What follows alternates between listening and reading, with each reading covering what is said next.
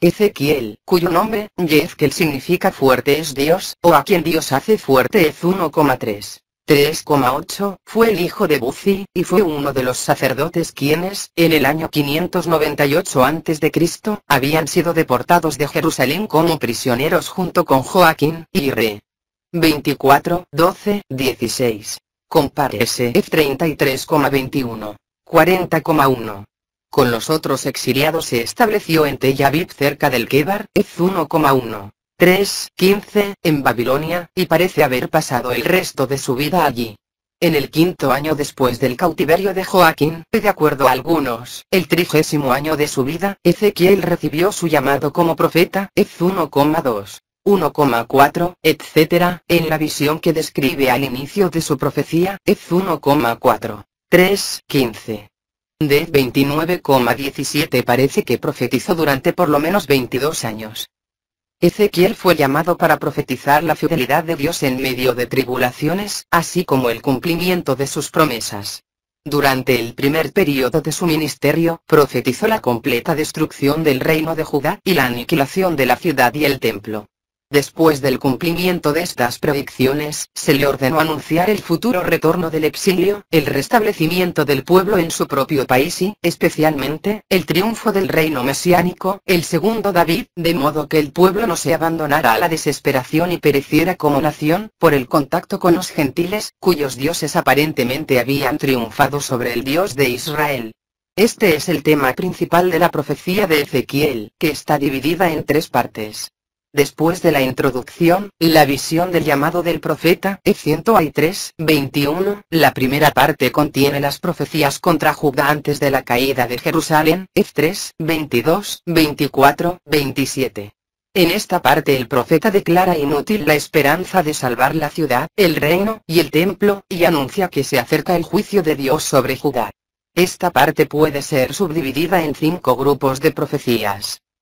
Después una segunda revelación, en la que Dios comunica al profeta su forma de actuar, 3, 22, 27, el profeta pronostica por hechos simbólicos, F 4, 5, y en palabras, F 6, 7, el sitio y captura de Jerusalén, y el destierro de Judá.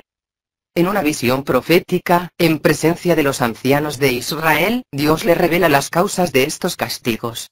En espíritu atestigua la idolatría practicada en y cerca del templo, F 8. Dios ordena que el culpable sea castigado y el fiel dispensado, F 9. La majestad de Dios proviene del templo, F 10, y también, después del anuncio de culpabilidad y castigo, de la ciudad.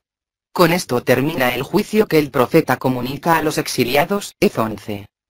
En un tercer grupo, F 12, 19, se reúnen muchas diferentes profecías, cuya única conexión es la relación que asumen de la culpabilidad y castigo de Jerusalén y Judá. Ezequiel profetiza por hechos simbólicos el exilio del pueblo, la huida de Sedecías, y la devastación de la tierra, F 12, 1, 20. Entonces siguen revelaciones divinas respecto a la creencia en falsas profecías, y a la incredulidad en la presencia real de la profecía verdadera. Esta fue una de las causas de los horrores, F 13, 21, 14, 11, impuestos sobre el resto de los habitantes de Jerusalén, F 14, 12, 23.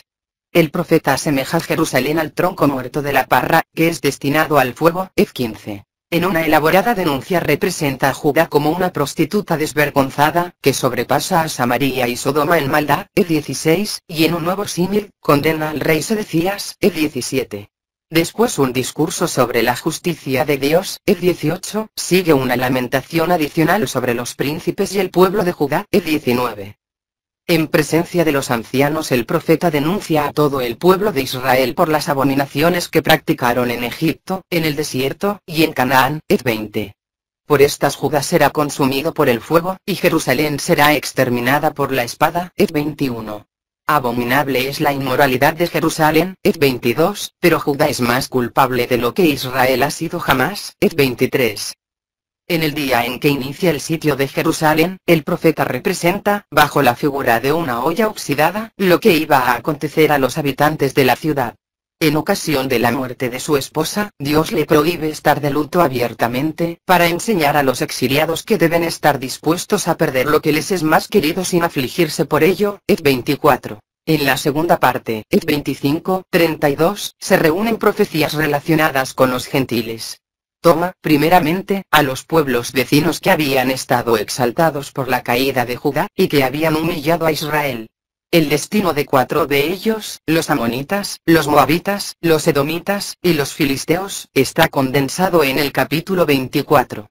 Él trata más largamente de Tiro y de su rey, F26:28,19, después de lo cual echa un vistazo en Sidón, F28:20-26. Siguen 6 profecías contra Egipto, de diferentes fechas, F29:32, la tercera parte, F33:48, se ocupa de las elocuciones divinas sobre la restauración de Israel. Como introducción, tenemos una disertación del profeta, en su capacidad de defensor autorizado de la misericordia y justicia de Dios, después de lo cual se dirige a los que permanecieron en Judá, y a los exiliados perversos, F33, la manera en la que Dios restaurará a su pueblo es indicada solo en forma general. El Señor causará la muerte de los malos pastores. Él reunirá, guiará, y alimentará las ovejas por medio del segundo David, el Mesías, F34. Aunque el monte Seir seguirá siendo un desierto, Israel volverá al suyo. Allí Dios purificará a su pueblo, animará a la nación con un nuevo espíritu, y las restablecerá en su antiguo esplendor para la gloria de su nombre, F35-37. Israel, aunque muerto, se levantará otra vez, y los huesos secos serán cubiertos con carne y dotados con vida antes de los ojos del profeta. Efraín y Judá, bajo del segundo David, serán unificados en un reino, y el Señor morará en medio de él, F37. La invencibilidad y la indestructibilidad del reino restaurado son presentadas simbólicamente en la guerra sobre Gog, su derrota ignominiosa, y la aniquilación de sus ejércitos, F38-39.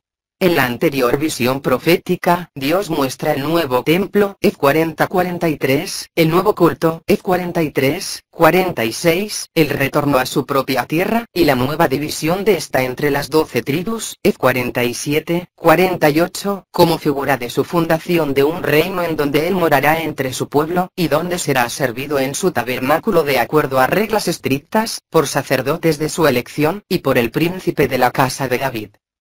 De esta revisión de los contenidos de la profecía, es evidente que la visión profética, las acciones simbólicas y los ejemplos, constituyen una porción considerable del libro. Lo completo de la descripción de la visión, acciones símiles, es una de las muchas causas de la oscuridad del libro de Ezequiel. Es a menudo difícil distinguir entre lo que es esencial para el asunto representado, y lo que sirve simplemente para hacer la imagen más viva. En razón de esto sucede que, en las descripciones circunstanciales, se usan palabras, cuyo significado, como aparecen solo en Ezequiel, no está determinado. Debido a esta oscuridad, errores de copista han sido arrastrados en el texto, y eso desde fecha temprana, puesto que los 70 tiene algunos de ellos en común con el texto hebreo más antiguo que tenemos. La versión griega, sin embargo, incluye varias lecturas que ayudan a fijar el significado. La autenticidad del libro de Ezequiel es generalmente concedida. Algunos pocos consideran los capítulos 60-68 como apócrifos, porque el plan allí descrito para la construcción del templo no fue seguido, pero pasan por alto el hecho que Ezequiel aquí da una representación simbólica del templo, que era encontrar la realización espiritual en el nuevo reino de Dios. El carácter divino de las profecías era reconocido desde el tiempo de Jesús el hijo de Sirá, Eclo 49:10-11.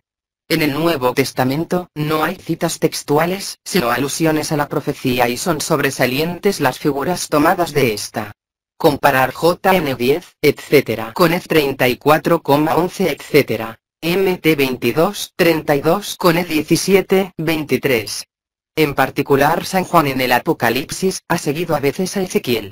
Comparar Ab 18:21 con Ed 27:28.